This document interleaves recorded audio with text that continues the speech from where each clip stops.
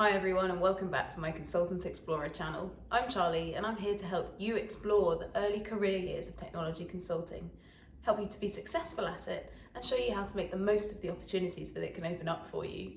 I spent 8.5 years at Accenture building the most incredible launchpad for my own career, and now that I'm starting and running my own businesses, I can choose what I work on whenever and wherever I want to in the world, and that is the kind of freedom that I can help you find in your journey, which starts just as minded in technology consulting.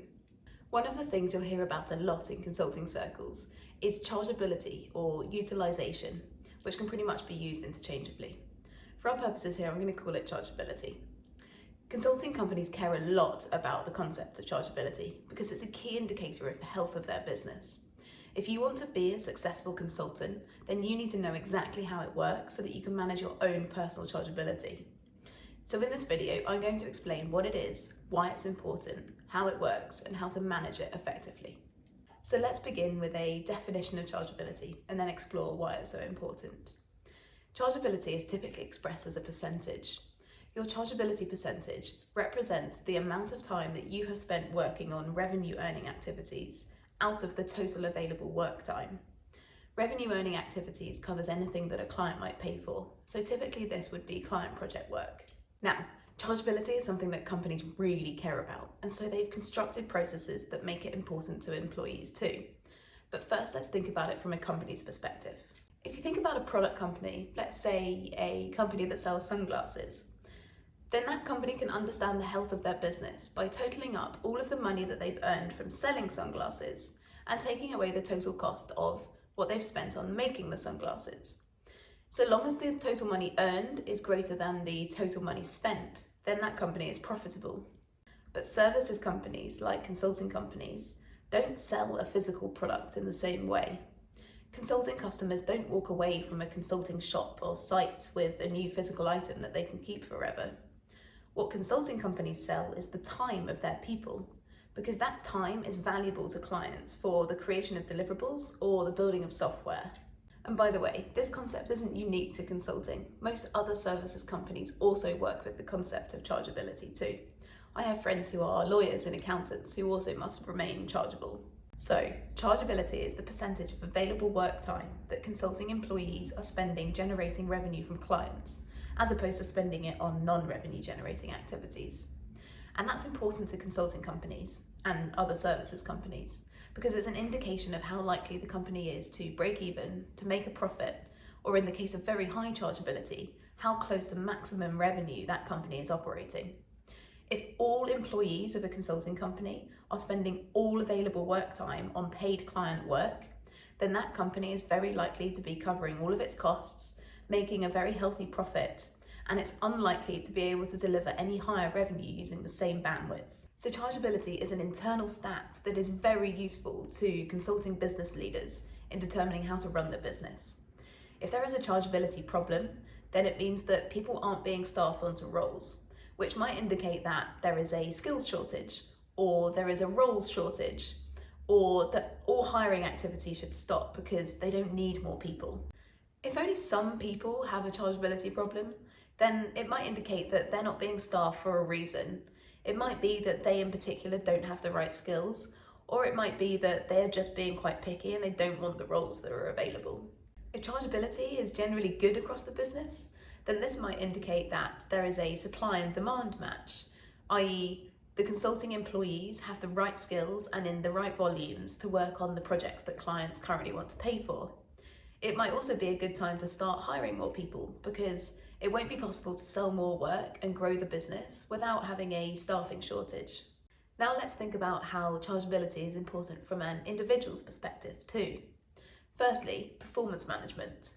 One of the perks about being an employee is that you're effectively guaranteed a regular paycheck, which isn't necessarily the case if you're self-employed or not employed. So long as you're employed by a company, you can expect to be paid at the end of the month or the end of the fortnight or whatever your setup. Your pay isn't going to be affected by which client you're working for or which role you're in, or whether you're not currently in a role and you're on the bench. You're paid to be an employee, and then as an employee, there are expectations about what you should and shouldn't do. Now, whilst this regularity and guarantee is great for employees, It also creates guaranteed cost for the consulting company that they work for, which must always pay salaries.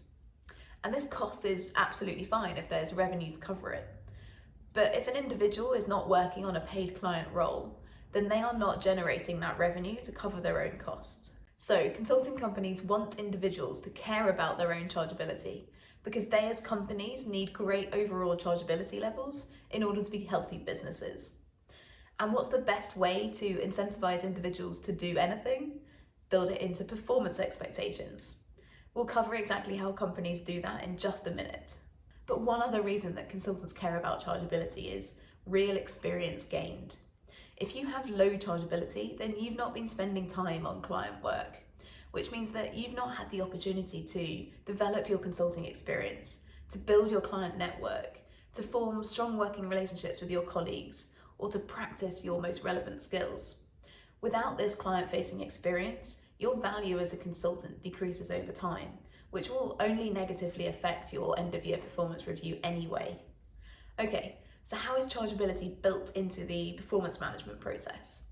In theory, anyone could be chargeable or have some level of chargeability, but the performance management process only sets chargeability targets for certain types of resources, and generally it varies these targets by career level. The types of resources who have chargeability targets are generally those resources that are intended to be client-facing. Anyone who can be staffed onto a client project team generally will have a chargeability target.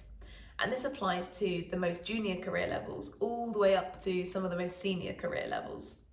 The only exception to this rule is sometimes the offshore teams who can be staffed onto client projects but who typically won't interact with clients and generally won't have chargeability targets.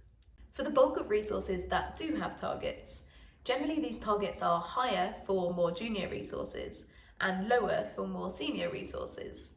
This gradation of targets helps take into account the fact that at the more senior levels, you're supposed to spend time on things other than client project work, things like selling or managing aspects of the firm. Targets can also vary slightly, but really not very much, between departments, because different departments have different profitability objectives, and the type of client work that they do might vary somewhat. The main groups of resources that don't have chargeability targets are the internal functions that don't do client work and instead do work that supports the functioning of the business or supports day-to-day consultant work. This includes teams like sales, HR, IT, finance, partnerships, and as I mentioned before, some offshore teams. Your chargeability can be a rolling 12-month figure, or it can reset at the start of every performance year. In my opinion, it makes much more sense to use the rolling figure because it avoids weird behaviours at the start and end of performance years. Assuming you're using the rolling figure, then if you take the total number of days that you have spent on chargeable work in the last 12 months, and you divide that by the total available number of work days in that same time period, then that's your accrued chargeability percentage. Now, what actually counts as chargeable or non-chargeable work? And if you have a chargeability target, why would you ever spend time on non-chargeable work? Chargeable work clearly includes client project work, but it can also include things like internal work or training too, and I'll explain how later. Non-chargeable work generally includes things like business development or sales activity, and can include some types of training too. And there are some things that you can spend your time on that actually don't affect chargeability either way. This is because whilst they're not chargeable activities, the time that you spend on them also isn't included in your available work days. Some examples of things that shouldn't affect chargeability are annual leave, sick leave, parental leave, and again, some types of training. So, taking an example, let's say in the last 52 weeks, you have taken your 5 weeks holiday allowance. So that's 47 weeks available for work. And within those 47 weeks, you were on the bench for a total of 4 weeks in between different chargeable client project roles. So for 43 of those 47 weeks, you were fully chargeable. That's a total chargeability percentage of more than 90%, which is a great percentage. That doesn't sound too hard, right? Let's cover now the mechanics of tracking chargeability. Every hour of your working week has to be allocated to a code, which you log in a time tracking tool. Your colleagues on your project team will likely also be logging to the same code, and some other costs will be logged to it too, like expenses and team events and some centralized costs. That code effectively collects all costs into a bucket so that a total cost can be calculated. Then that code can be topped up with revenue too, so that it, like any other code, can break even, be profitable, or make a loss. If you're putting all of your time on that code, and then it's being topped up with revenue earned from client payments for the client project that you're working on, then it's likely that you're helping your firm be profitable, because the cost you're putting on that code will be outweighed by the revenue that is being earned to it.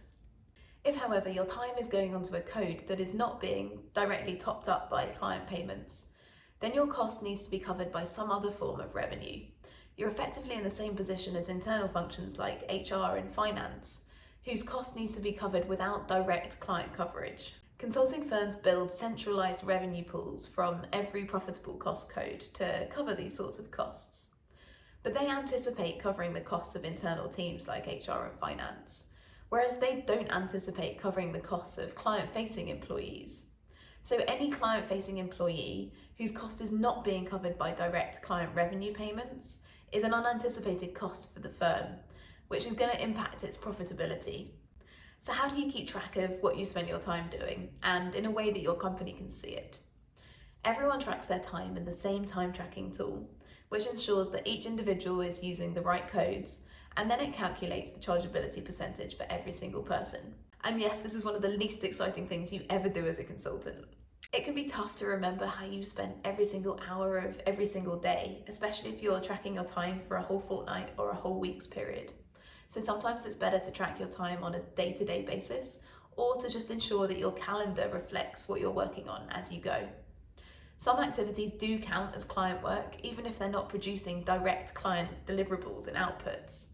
For example, things like people management, which is an intrinsic part of any high-performing client project team. And remember, you can exercise a degree of flexibility with how you track. For example, you might track half a day more one week and then half a day less the next, so long as your totals are generally fair and accurate. So given how official it all seems, is there anything you should be worried about with chargeability? Generally, if you always do a really good job, then you're always going to be in demand for chargeable roles, and honestly, you'll hardly even need to think about chargeability. But sometimes if you've had a bad run, or there haven't been any good roles available, and you've been on the bench for a while, then chargeability can creep up on you, and it can be the reason that you end up taking a role that you wouldn't necessarily normally choose. Consultants are generally scared of ever letting their chargeability decrease, because it's a numerical stat that is very comparable to others at performance evaluation. But that fear isn't really very grounded, because so long as you've met your chargeability target, it won't be a matter for discussion at performance review. The only time to worry is if your chargeability ever does dip below target, and that is the time in which you should be starting to make concessions about what you work on in order to raise it up again. Over my whole career in consulting, I never had to worry about chargeability. And that was partly because I had some great roles, but it was also partly because I learned some tactics. So here are the tactics I learned that hopefully will help you maintain your chargeability too. Number 1, get yourself into long-term client roles and then do such a good job that you just get extended repeatedly. Number 2, as annual leave doesn't affect chargeability, then it can help if you take your annual leave in between chargeable client project roles to keep you 100% chargeable. But this isn't necessarily always recommended, because obviously you should take holiday when you really need it. Number 3, know where you can get chargeable codes from. If you're working on some things which typically aren't chargeable, like internal work or sales activity, then you might still be given a chargeable code by the senior lead wanting you to work on those things if they are running a client project that has a profitable code that there is space to put you on. Number 4, spend as little time as you possibly can on the bench by being really proactive with finding your next role. Number 5, don't be too picky about roles. If you found a role where you like the project team and you like the sound of the client and the problem sounds great that the project is solving, but the role isn't perfect, then take it and grow it and shape it instead. I have another video on how to find and choose the right role for you and how to grow and shape it into something that you want, if you're interested in exploring this tactic further. But for now, I hope that this has helped you understand a little bit more about what chargeability is, why it's important, how it works, and how to manage your own personal chargeability effectively. If you found this video helpful, then let me know by clicking the like button. And if you want to see what I post next, then definitely subscribe to my channel. Social media links are below if you'd like those. And if you have any questions or comments in the meantime, then feel free to use the comments section below and I will do my best to answer absolutely everything. Thank you so much for listening. I wish you a great day and all the best with your exploring.